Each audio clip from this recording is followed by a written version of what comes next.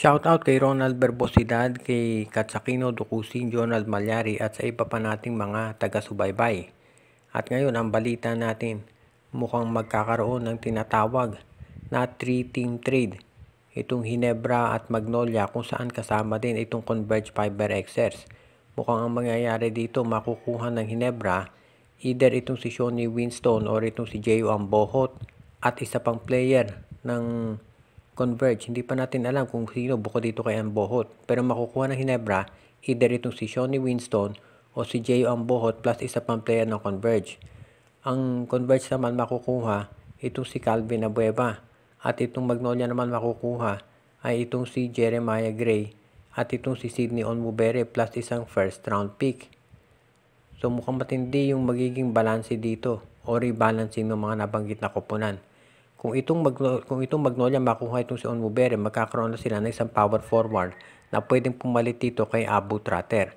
Si Jeremiah Gray, alam natin mahusay na scorer yan. 6'6 yan, magiging magandang complement dito kay Paul Lee. Pwede maglaro ng small forward o kaya shooting guard. Pwede rin niyang gamitin kapag wala na ito si Jerica Hanmisi at na-trade.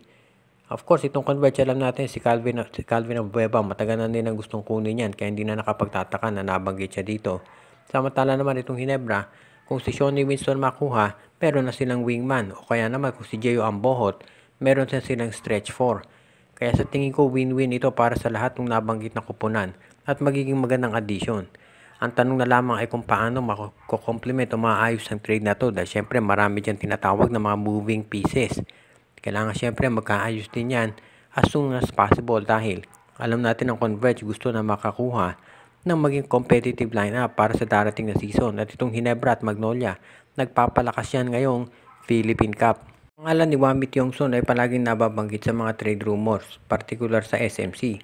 Pero mukhang itong Meralco Bulls ay interesadong makuha ang serbisyo nito. Ayon dito sa mga posibilidad na nakikita natin, baka itong si Wamit Yongson matrade dito sa Meralco kapalit ni Chris Banquero. Alam nating lahat na itong Meralco Bulls ngayon ay nasa kalagitnaan ng isang matinding revamp. At ang dahilan dyan ay dalawa. Itong si Chris Newsome na magiging unrestricted free agent at yung sitwasyon ng kanilang coach na hindi pa maliwanag. Dahil sabi nga nila, mukhang yung coach nitong Meralco na si Luigi Trillo ay baka mapalitan agad. Dahil yung management ng Meralco parang ang gusto ay mag-champion na sila kaagad at hindi masyadong nagiging maganda ang performance nila at yan ang dahilan kung bakit ngayon ay gusto na nilang kumuha ng mga magagaling na players na pwedeng magamit. At of course, si Wamit Yongson, nakita nyo naman ang laro niyan. Kung hindi ba yan magaling ay bakit yan pag-iinteresan ng San Miguel at Hinebra. Ngayon kung ito si Chris Banquero magiging kapalit, fair trade naman yan. Magaling din ito si Banquero at ito si Wamit Yongson, skill-wise, pareho lang sila. Kaya sa tingin ko magiging patas yan. Ito si Chris Banquero, kung maging maganda laro dito sa Terra Firma, ay pwede siyang mapunta dito sa San Miguel or Hinebra. Hindi na siguro sa Magnolia, galing na siya dyan. Or depende naman, baka sa Northport din. Sa ngayon kasi nakikita natin dito sa panig ng Meralco Bulls, lahat ay gagawin nila para maging competitive.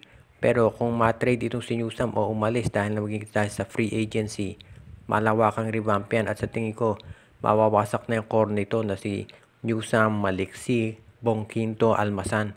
Marami lang mawawala diyang mga players at papalitan dahil kinakailangan gawin nitong Meralco Bulls ang lahat para ma-overcome na yung palagi silang runner-up. Gusto nila na maging katulad ng TNT na nagiging championship contender din sa mga conference.